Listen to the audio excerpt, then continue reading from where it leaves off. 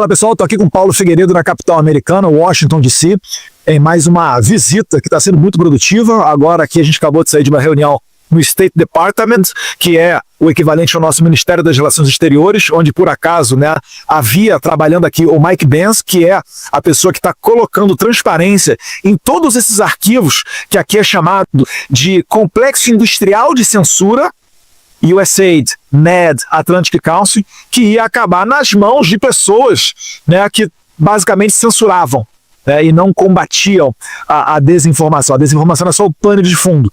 Então, muito produtivo. Por vezes a gente pode falar as pessoas que estão se reunindo, por vezes não, mas de fato com a eleição do Trump, as portas estão muito mais abertas. Se no passado a gente conseguia uma entrada boa apenas na Câmara dos Deputados, onde havia a maioria do Partido Republicano, de direita, agora há maioria também da direita no Senado e temos também um governo conservador aqui nos Estados Unidos. Não é isso, Paulo?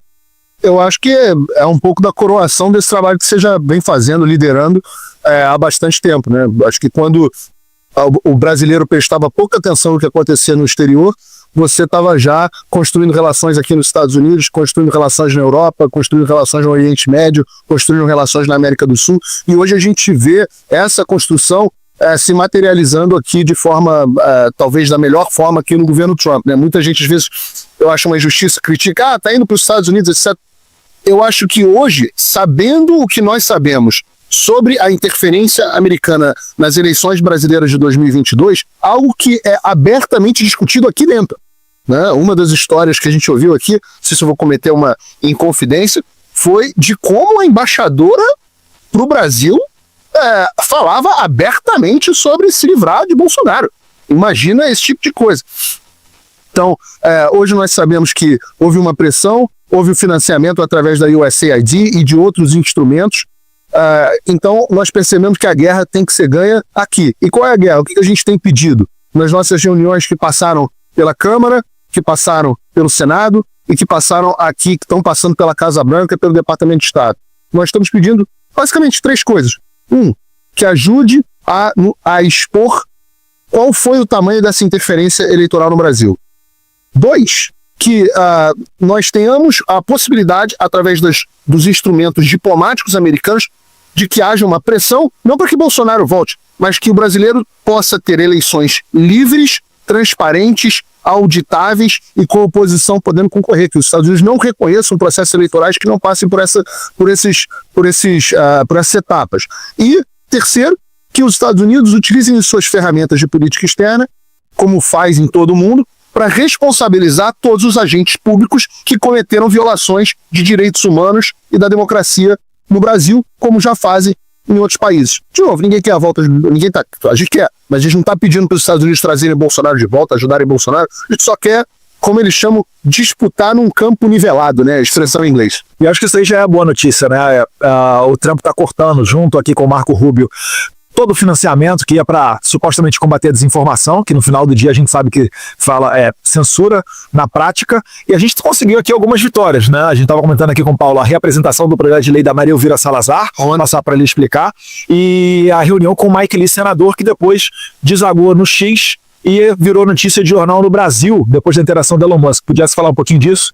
Nós nos reunimos com o deputado McCormick, o deputado Chris Smith, o deputado Salazar, o Chris Smith, que aliás foi quem provocou a ida do relator especial da OEA ao Brasil, o deputado Maria Elvira Salazar, o deputado Jim Jordan, que foi quem expôs os arquivos, as decisões do Alexandre de Moraes pela primeira vez nos Twitter Files.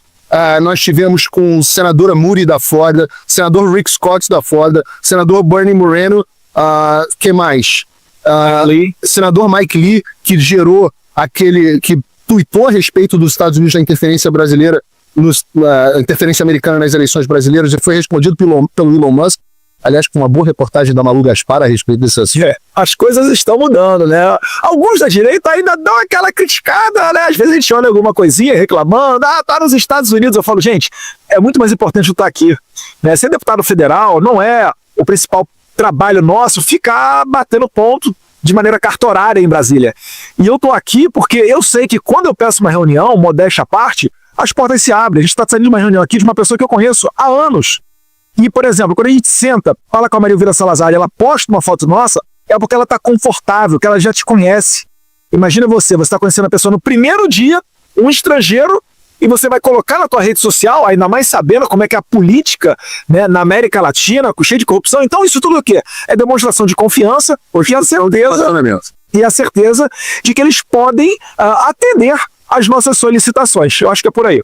Aliás, poucas horas depois da nossa reunião com a Maria Elvira Salazar, o Congresso dos Estados Unidos reapresentou o projeto de lei chamado No Censorship on Our Shores Act, que é a lei que cancela os vistos e impede a entrada de qualquer autoridade estrangeira que viole a liberdade de expressão, direitos da primeira emenda de americanos. Então, já tinha sido apresentado no Congresso anterior, mudou o Congresso, precisava reapresentar. Nós nos reunimos com a Maria Salazar, acho que 11 horas da manhã. Quando chegou 5 horas da tarde, o projeto já tinha sido reapresentado, e tivemos também com o deputado Jim Jordan, que garantiu que vai passar em tempo recorde, com enorme chance de aprovação no Congresso. Então, fora isso, conversas com a Casa Branca, coisas que a gente não pode falar aqui no momento, mas eu acho que foi talvez a viagem mais produtiva que a gente tenha tido até hoje. Eu acredito que sim também. E para mais informações, segue a gente nas redes sociais, tem YouTube, tem Locals Paulo Figueiredo. Como é que é lá o X? É Real? Real P. Figueiredo. O meu é www.paulofigueiredoshow.com. Isso aí. E eu nas redes sociais Bolsonaro SP, nas outras redes estamos por aí também. Um abraço, fiquem com Deus.